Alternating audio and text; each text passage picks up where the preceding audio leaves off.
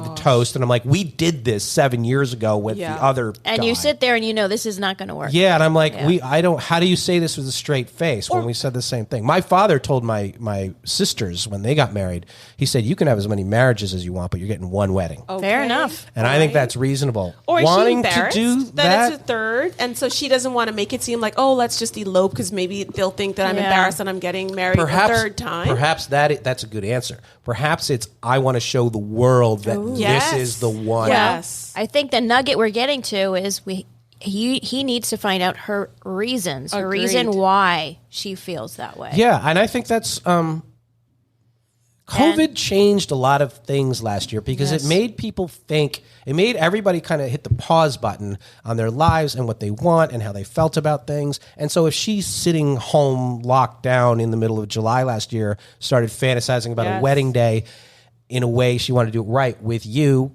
good for her, Billy. Yeah, exactly. You know? And if they can afford it. Yeah, that's the thing. Don't go into hawk over it. Yeah, don't go into hawk over it. But if she wants the old school tradition, a lot of people wake up and want the old school tradition, or they saw a movie that triggers something, or she wants a do-over on what went wrong. She loves him and wants the world to know. I don't. This is probably it. Yeah, I think we're not to pick sides here, but I think I'm on her side. I think so too. And you know what?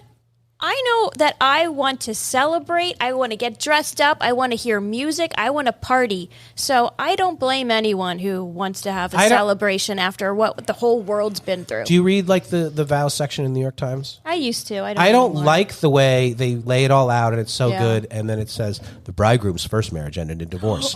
Like, why do they put that in there? Do they really do that? They do. That's disgusting. Really distasteful. It's always the last sentence, and it puts an end. Like, why does that matter? Exactly. It's that's so terrible. weird. That's but you tacky. know that you've seen that, right? I have, but that's tacky. Yeah, I don't know why they do that. And maybe he's worried about It's like marriage shaming or divorce shaming. Literally. It is. It's marriage and divorce. And, as we said, if you get married like 5 times before 27, I think you got a time out between 6. But I'm...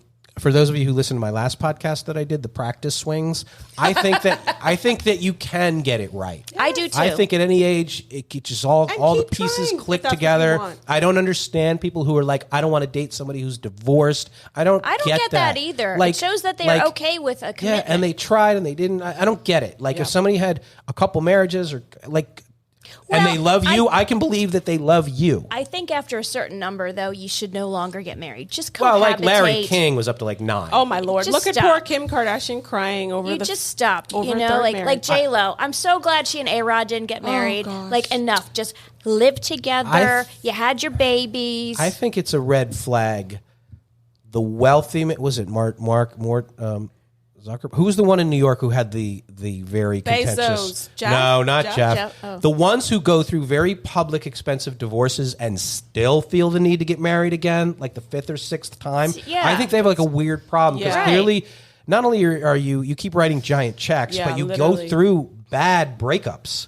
I want to know what happens in these marriages, why things go bad, and you hate each other, and you have, court orders, and you have restraining and all this shit. If you have gotten past the anger towards your ex and you're no longer emotional and you're just moving forward and she wants to just wipe the slate clean and all this, good, go for it. I think some people get married not for love, but for economics. Yeah, they do. A lot, and so especially in these hair parts. That certainly plays into why they don't work out and why they turn. He usually knows, right? If it's a he, and I'm not saying there's not the other way around. We know people. They know when they're going to get hosed. See, but you know what? Right, and they go through it. There's a thing. lot of dudes around here, a lot of wealthy dudes who know that this girl's only with him because he's wealthy. Are they like? He's only with her because she's hot. Yes. Is that the so exchange? It's a give take. Yes. That is the transactional element of Does that he relationship. hope he likes her? And does she hope he gets hot? What happens? I think she's a feather in his cap. She validates him as a man and she hopes that he stays rich. See, I think everybody knows why she's with him. I don't know how that validates him. I think that looks terrible. It makes him look cool to him. Right. She picked him of all the other rich, ugly guys. Okay. Oh, my God. Is there... so if you're a rich, good-looking guy here... Mm-hmm. The world is your oyster. Like if you're Richard Gere here... Is Richard Gere 70? Yeah. So if you're Richard, 21-year-old. If you're Richard Gere here, is it anybody? Oh, yeah. From Anybody. 20 to 60? Yeah. Yes. And if he has a hot car and he has at least one home and he's flying PJs all over the place, the world is his oyster. I'm telling you, the average kindergarten dad in these here parts is about 60 years old. That's true. Okay. The average kindergarten Kindergarten dad. Huh. And and how old's the mom?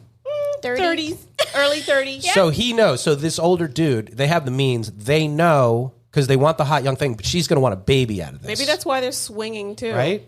Of course. Some get of them their want a baby. baby because it becomes an annuity. Yes. Correct. It's a paycheck. Correct. Yep, absolutely. I know. Are the We're not how do saying you think everybody- these part? Let's do a little South Florida here for a second. Okay. Coming from New York, and I've spent a lot of time in New York. Yep, We me kind of too. crossed paths at one point years ago. we're a couple removed. How do you compare the Miami scene socially to the New York scene socially? That's actually tough because when I was in New York, I was working 60 hours a week and, didn't have a whole lot of time to socialize. When we did, it was you do the like... Hampton circuit? It was for one summer I did. And that was... Okay, I was in my late 20s, early 30s, so I was dating an older guy. He was 10 years older than me. You did see the very much older men and younger women, but in that particular circle of people, that wasn't the norm. It was, most of the people were in their 30s, early 40s. There is a similar scene between the Hamptons and Palm Beach. A lot of people do that commute. I was It's in a very different cliquey. life stage then, Oh. so that's why it's hard for me to really... But New York Compare. City is very cliquey. It is. It's very hard It's to infiltrate 500 the society cliques. people who rotate around to the same Exactly. parties. It is. It's And hard they to grew crack up together, that. Yeah. or it's like the Yeah. Hamptons crew that you grew up going to the Hamptons. Correct. It's just very That's the cliquey. It's advantage hard of to Los infiltrate. Angeles. Most of the money out there is new money. Yeah. And you can crack into that social scene well, fairly there's easily. a lot of new money here, too. Yeah, Yes. in Florida. Yeah. But in Yes. New York, it's Yeah. not only what do you do, what did your grandfather Correct. do and all that. It's icky. Correct. It's I gross. think it's easier to infiltrate circles and date around here in South Agree. Florida. People are more Agree. open. Plus, I mean, And they like like I fresh said, meat. I work constantly, so when we did go out, it was like my work buds. You know, Yeah. those were my peeps. Exactly. Like everybody's All right, ambitious. this is both of your first time on the podcast, and as you probably know, because I assume you listen to this rapidly, Religiously. Every we day. play something called worst date or first date. So you have to give us either the worst date you've ever had or the absolute greatest first date you've ever had. Tiffany McDoodle, it's your first. Cockadoodle. Worst date or first date? Worst date or first? Oh, shiza balls! I'm going to say my best date. I'm not kissing my husband's ass, but he was my best first date. Well, let's hear it. So we met at the Cub Room in New York City after work, and we just got to talking, and I just enjoyed his company, and I guess he enjoyed mine too. So then we, decided we'd go out for sushi afterwards, and he pretended to be a palm reader, and he was reading my fortune on my hand. Oh, that's a good He's so move. witty. It was such a line of bullshit, but it totally worked. That's such a good line of bullshit. But here's a lesson, all the guys out there. What was so great about I my see husband? you in my bed in your future. Oh, Exactly. buck naked. He didn't play games, and the very next day he wrote me a poem, Oh. and He's Irish. Was it a limerick? good one, but no. But he was just very kind, and if he said he was going to call me, he called me, and he wasn't afraid to tell me he liked me, and I liked him too, and we just sort of we were simpatico, and from that minute we just hung out every single day. And So how did he love approach that you? Back up. So you were at you weren't out together. You were at a common bar. You were at a bar. we were at the Cub Room, so And he came up to you. He was and said, already sitting I couldn't there. help but notice you across the room. well, hello there, lassie.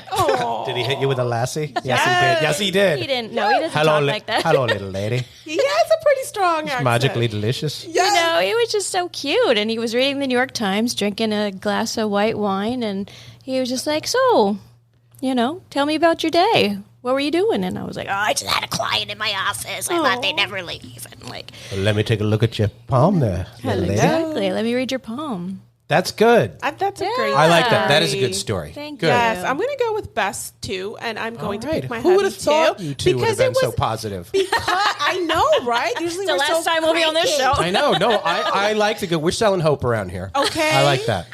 I had the nickname in my early 20s as being the Black Widow spider. My friends were like, you're never going to get married. They would try to set me up with all of their friends who were really successful. And I was like, one date, nope, cancel, move on.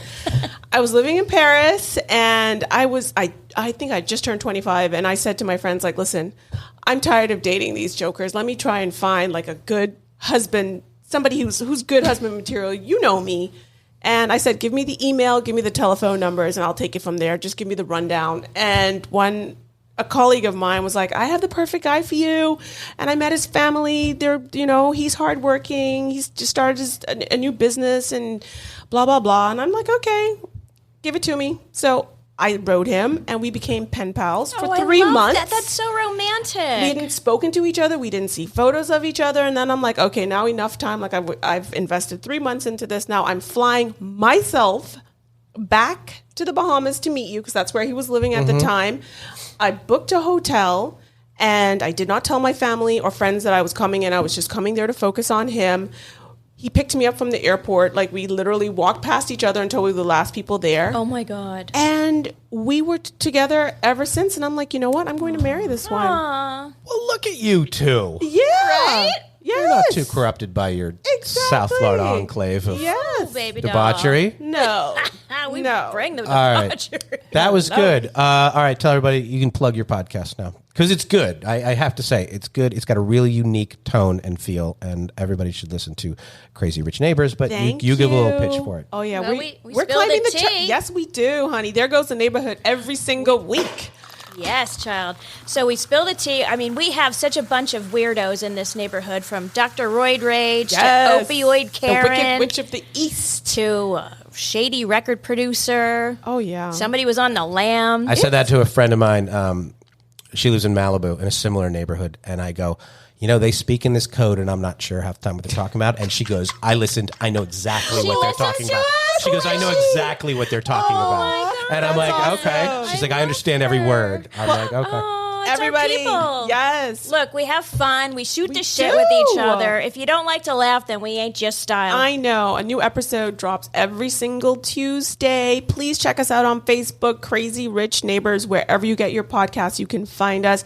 We spill the tea, honey. We have a good time. We so do. listen if you want to have a laugh. And Come join the fun. Good. Yes. And you guys are fun.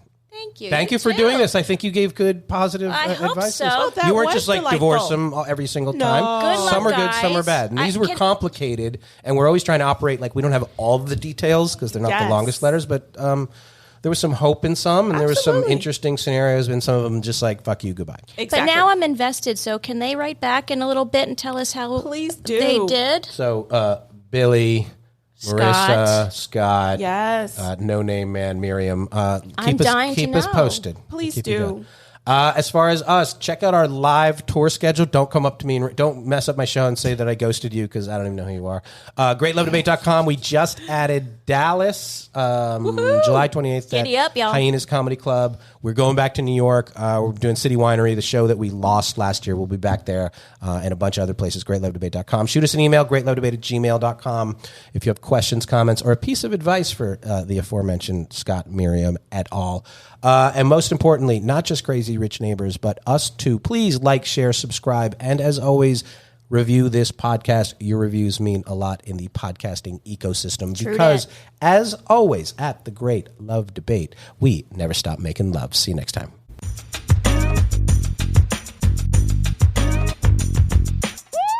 The Great Love Debate. It's the Great Love Debate. The Great Love Debate. It's the Great Love Debate.